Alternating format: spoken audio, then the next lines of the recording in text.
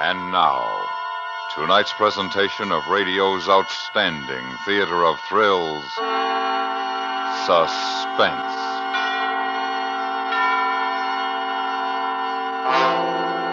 Tonight, we bring you a transcribed story of a group of brave men who risk their lives in a desperate effort to save their fellow men. We call it Arctic Rescue. So now, starring Mr. John Stevenson, here is tonight's suspense play, Arctic Rescue.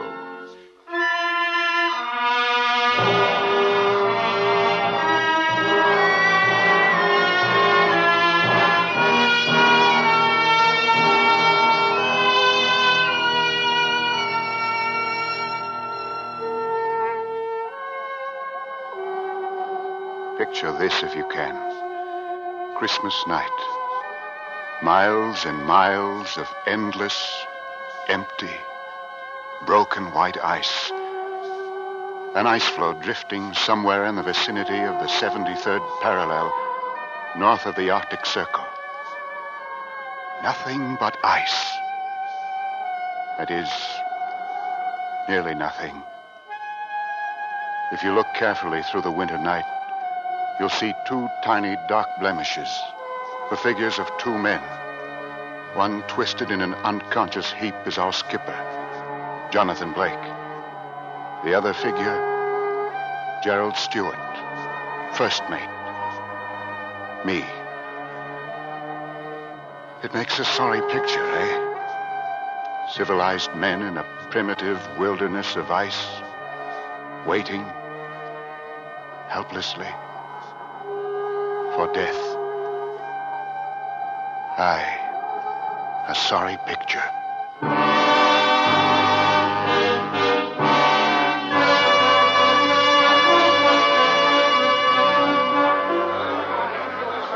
It's a far different picture you'd have seen if you'd been part of the excited crowd standing at the battery of the New York waterfront on June morning, the year 1852. Aye, Mrs. Stewart. The moment of departure? Aye, Lady Franklin. You must take the high tide. May God in his great mercy protect you and your men from the perils which await you. The men are prepared for hardship, Lady Franklin. And we shall succeed where the others have failed in ending the mystery of the Erebus and Terror. Aye. Back to Aberdeen in time for a Christmas feast. We'll prepare a Christmas celebration your men will never forget, Captain. We're leaving for England next week. I shall pray for you, Mr. Stewart. For all of you. Thank you, Miss Craycroft. I'll stand many a watch out at sea thinking of last night. The ball, dancing, and you. That is, all of us will, I mean. What my first mate is trying to tell your niece, Lady Franklin, is how grateful the officers and crew are for the farewell ball you held in their honor last night. I'm the grateful one, Captain Blake. Please bring them all home safely. Come now, Lady Franklin, no need for worry. The Jessica is a sturdy ship, and the men are in good health and lofty spirits. We'll be back by Christmas, you'll see.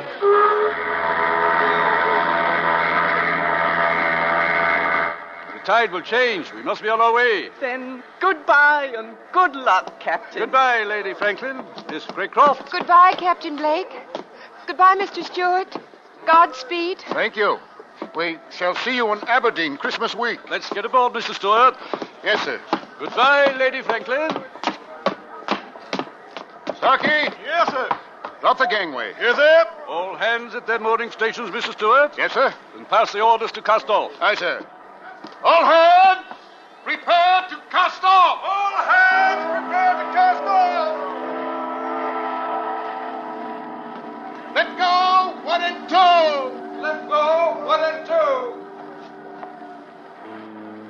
Let go, 3 and 4. Let go, 3 and 4. Ship's underway, sir. Aye. Well, Mr. Stewart, fill your eyes with the sight of New York. It's the last of it you'll be seeing for some time to come. Aye, a good long time. I am, sir.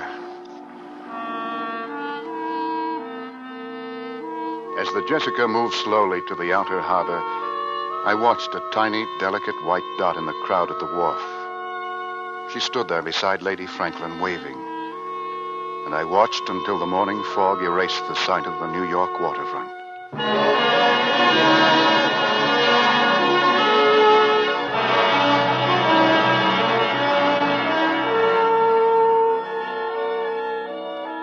Aside from the ship's log, I've decided to keep a running account of this voyage.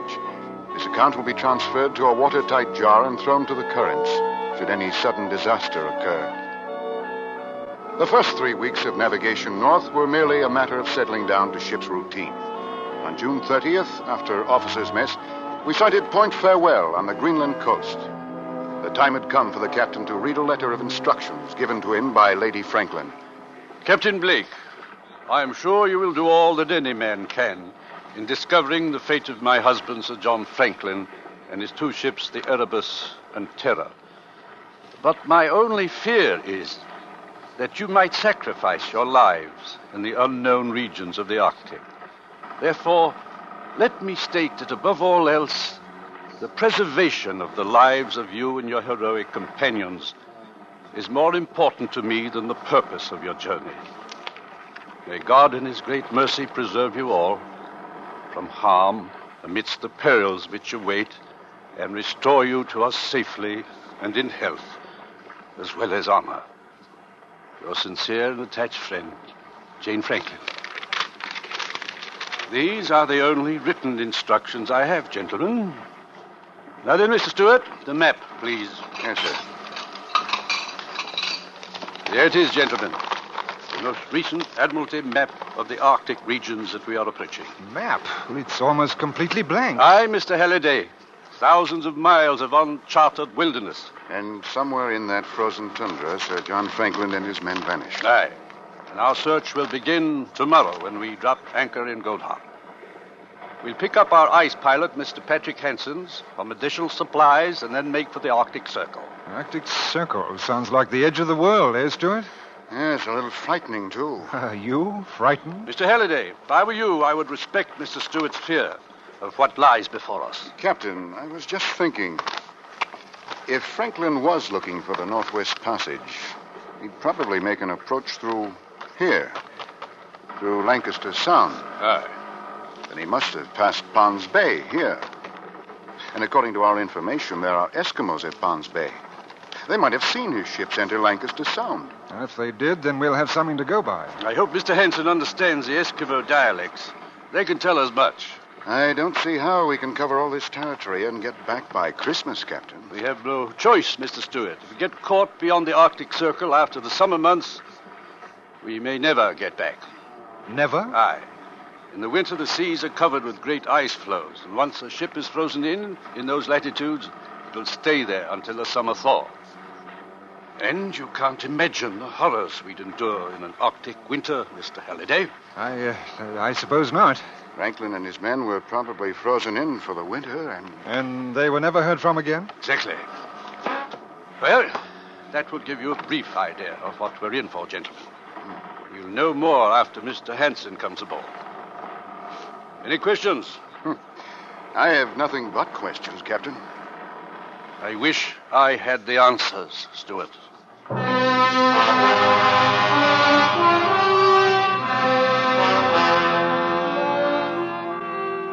Noon the next day, we dropped anchor in the harbor of Godhaab. Here we could take on coal, additional winter clothing, dogs, and Eskimo drivers, and Mr. Hanson, our ice pilot. Godhaab was nothing more than a few huts of the Baffin Bay Trading Company. And as we prepared to go ashore, a longboat suddenly appeared alongside. Captain Blake. Aye? I'm Patrick Hanson, your ice pilot, sir. We were about to send a boat ashore for you, Mr. Hanson. No time for that, Captain. But we planned on picking up supplies and dogs. I brought them. They're in the boat. Well, what's the rush, Mr. Hanson? This is Gerald Stewart, my first mate. You never been to the Arctic before, Mr. Stewart. No. You'll take my word for it. We better get up there while we got the summer weather, you bet. All right, so we run into a little summer ice. The Jessica's prepared for it. Yeah. She looks like good, strong ship. We never seen an iron ship up here before. And steam engine, too. Well, that's not all the Jessica has. There's an additional iron plates across her hull, as well as added bracing thwartships. And the forward 10 feet of the bow is solid iron and razor sharp at the edge. What do you think that will do to your ice, Mr. Hanson? You wait and you see what the ice can do to a ship. Even an iron ship, Mr. Stewart. Mr. Henson, you received my letters. Yeah, And you made inquiries about the Erebus and Terror? yeah, they was here. They couldn't get dogs, so they headed for Pond's Bay. Across Baffin Bay, That's right. just as we thought. Mr. Halliday, Yes, sir. get those supplies aboard, then prepare the ship for sea. Aye, aye, sir. Stewart, you can chart a course for us. We'll cross the Arctic Circle next and on to Pond's Bay.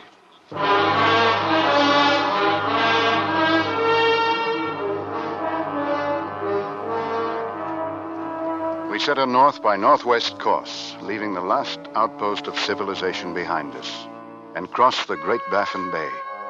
On July 4th, we crossed the Arctic Circle without ceremony. Then we had ice freezing on deck and in the rigging. A day later, we saw our first floating iceberg. For this time of the year, we should not have seen either one.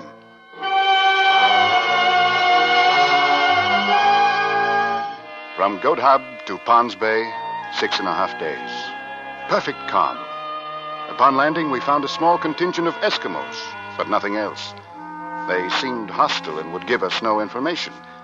Then, as we were preparing to return to the Jessica, one of the natives, a girl, rushed from one of the huts and down to the beach. Joseph? Joseph?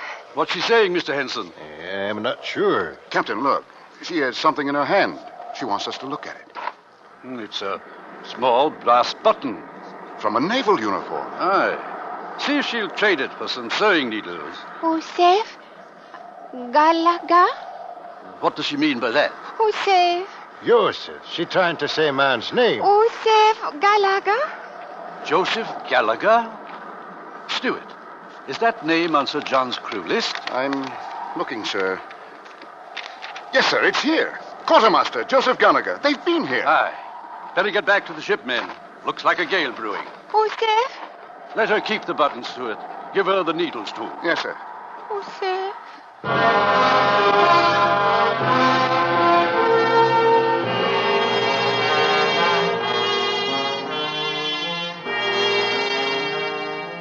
After leaving Pond's Bay, 2 months passed without incident. Then we entered Lancaster Sound and approached the scarcely charted islands along Barrel Strait. Then we encountered great mountains of floating ice, and we had only a few hours of twilight each day. We crossed the 75th parallel and north into Wellington Channel to Bathurst Islands, the last of the charted islands on my maps. Then on September 10th, weather changed. Northwest gales, sleet, and heavy fogs that forced us to a bare crawl. And worse, mammoth ice floes that closed in all around us. Mr. Stewart, Yes, sir. keep an eye on the temperature. I am, sir. Ice, dead ahead. Quartermaster, starboard, 6 degrees. She's been getting smaller all the time. Captain, the temperature's still dropping. 10 above zero. What do you think of this lead, Henson? I think maybe we better back out of here. Back out? Take a look astern, Henson. Back out where? Captain, What is it, Halliday? the rudder won't respond. 6 below, sir. Ice, dead ahead. The lead is getting smaller, Captain. Aye. Well, the Arctic seems to be closing down on us on all counts. The walls of the lead moved in closer until a man could jump to the ice from either side of the ship. And then the Jessica was cutting through the ice, making her own lead. But slowly, we lost speed.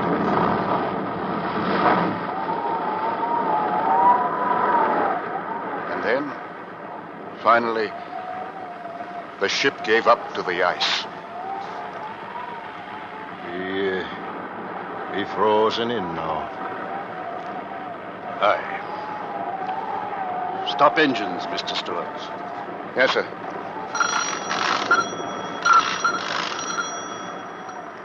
Well, Captain Blake, looks like we can forget about looking for Sir John Franklin and his ships.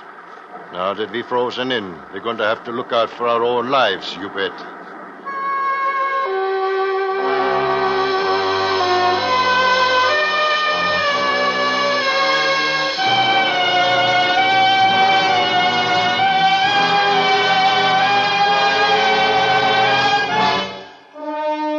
listening to Arctic Rescue, tonight's presentation in radio's outstanding theater of thrills, Suspense.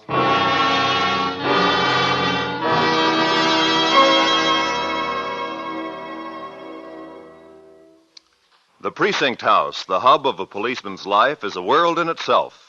All the distorted, misguided emotions of humanity are channeled through its doors and dealt with by the men who work there, protecting us every hour of the day and night. You can get another authentic glimpse of this tense but tireless life Thursday on that brilliantly realistic CBS radio drama, 21st Precinct, heard every Thursday night over most of these same stations. Not only will you hear another exciting, incisive drama of police life, you will win a new knowledge of and respect for the men in precinct houses everywhere on 21st Precinct. And now we bring back to our Hollywood soundstage John Stevenson, starring in tonight's production, Arctic Rescue, a tale well calculated to keep you in suspense.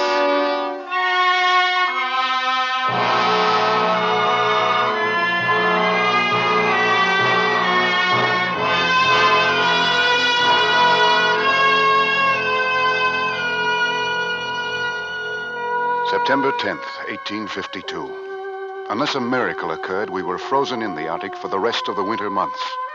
A sea of ice surrounded us, and the ship took on a starboard list from the pressure of the floe. Rations were cut in food, water, and coal consumption. Furious gales came and went. There were more freezing temperatures, often as low as 35 below. The doctor was a busy man. Nearly all hands suffered from frostbite, many from gangrene. Conditions aboard the Jessica were deplorable. I thought they couldn't get any worse. October came. November. December. And we thought of home and the holidays. And of Lady Franklin and Miss Craycroft sitting alone at the Christmas feast that was to be held in our honor. On Christmas Day, the cook outdid himself. We had a feast aboard the Jessica on the last of the salt pork and the beef. And with the last of the Allsop's ale and minced meat, the cook made pies. And we had a celebration. Christmas Day, 1852. Men, the captain has a word to say. I dropped below to offer you my greetings on this holiday and to wish you a much happier Christmas next year.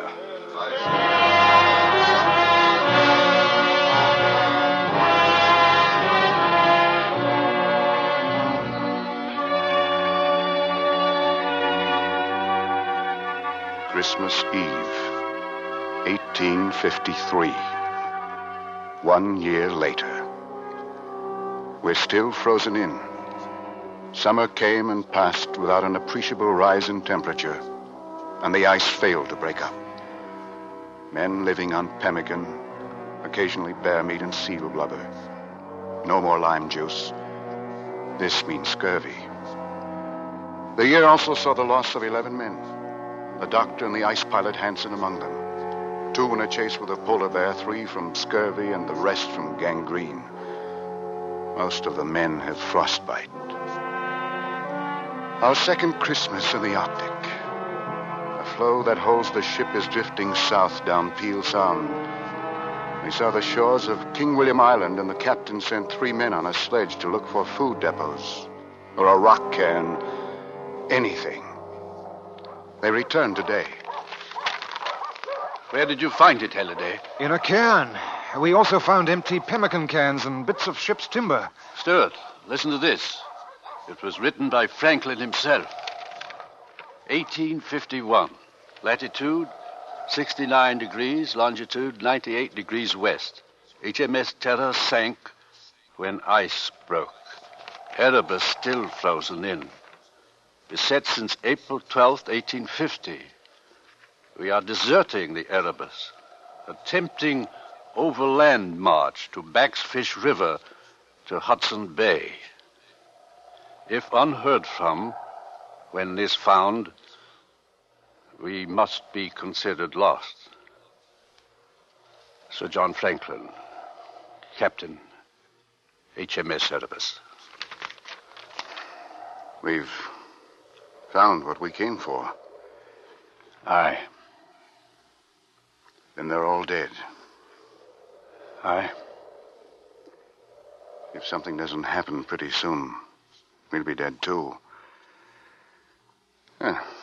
Makes for a very Merry Christmas, eh, Captain? Captain! I hear it. The ice. It's breaking.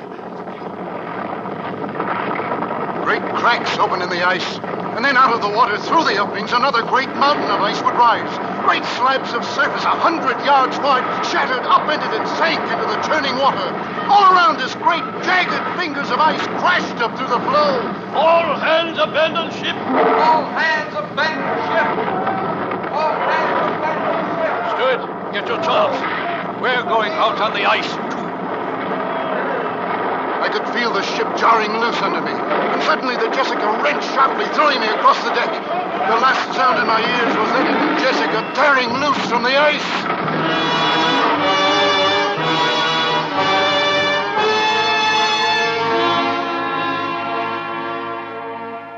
Slowly, I became aware of a pain in my leg, then of movement.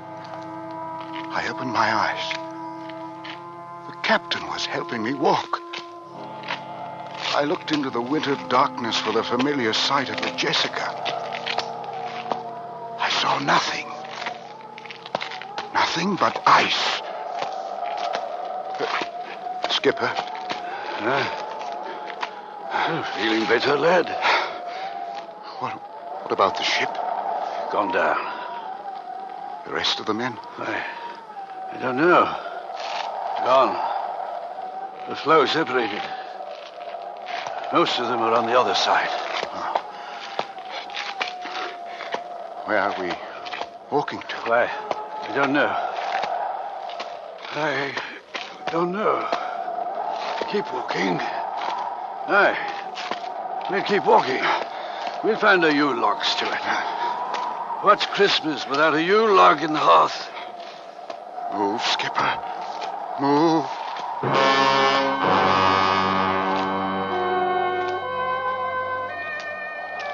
We walked on and on, climbing jagged hummocks of ice, falling through thin spots. Legs got wet, froze. We beat the ice off, walking in circles through the Arctic night. Endless circles. Very good. We'll rest a bit. Yes. Rest. Sleep a bit in the ice. Warm, comforting ice. No, don't sleep. Keep awake, Captain. Sleep, Stuart. The fire in the hearth will keep us warm. And tomorrow, Christmas morning, it'll be there, Stuart, you'll see. What will be there? It'll be there. You'll see. Don't go to sleep, Captain. Don't sleep.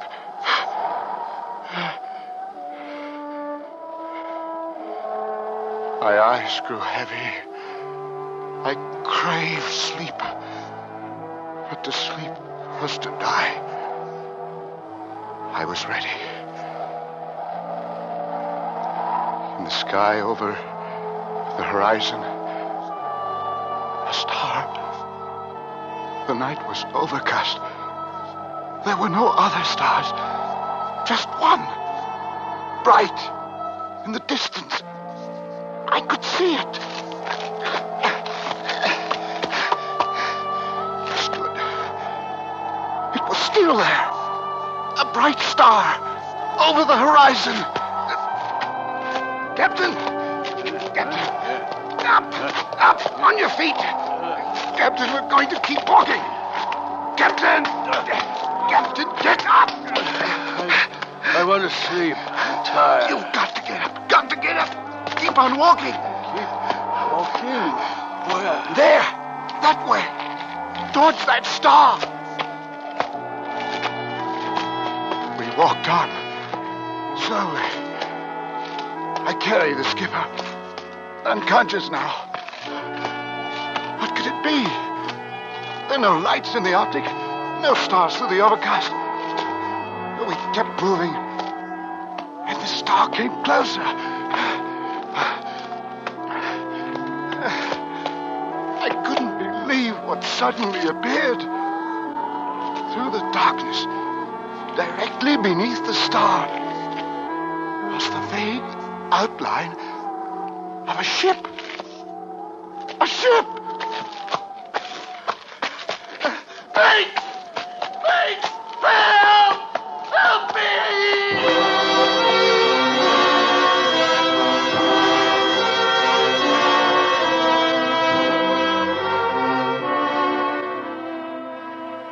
He's coming out of it.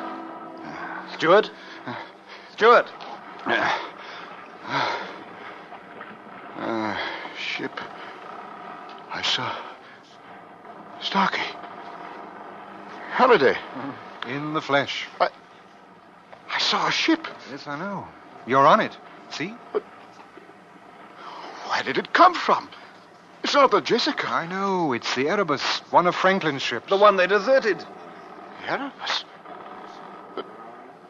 But where did it come from? Well, there we were, all of us, except you and the captain, lying on that floe after the Jessica went down. Ready to die, just as we thought you'd died. And then, just as graceful as you please, we see a ship drifting slowly out of the fog, through the broken ice, right to us. The captain. I left him out on the ice. Oh, he's all right. We brought him aboard. And pretty soon we'll be on our way home. Home? Yes, the ice is open. We can get out. The Erebus will take us back. How's that for a Christmas surprise? I follow the star. What? He's sleeping. What was that he said? He followed a star? Oh, he must have seen that lantern we hung on the mainmast. Mistook it for a star. Oh. And saved his life. And the captain. Well, being that it's still Christmas, I guess you could call it a miracle. Hey, Starkey? Aye. Aye, I guess you could have that, sir.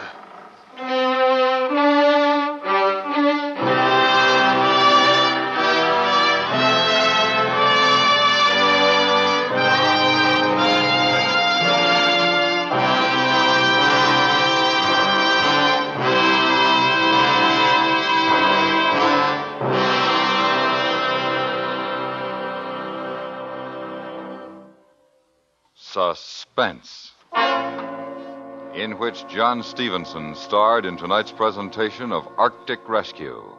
Next week, the story of a man who thought the best way to commit murder was to plan it first. We call it Variations on a Theme. That's next week on Suspense.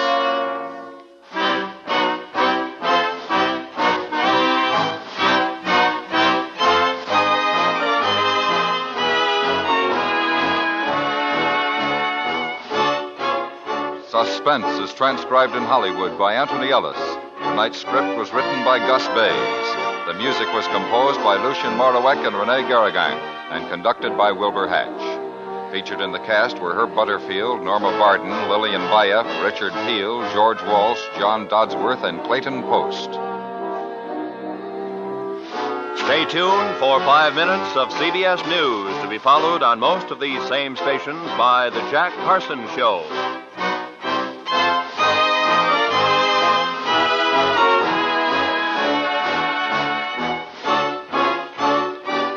You hear America's favorite shows on the CBS Radio Network.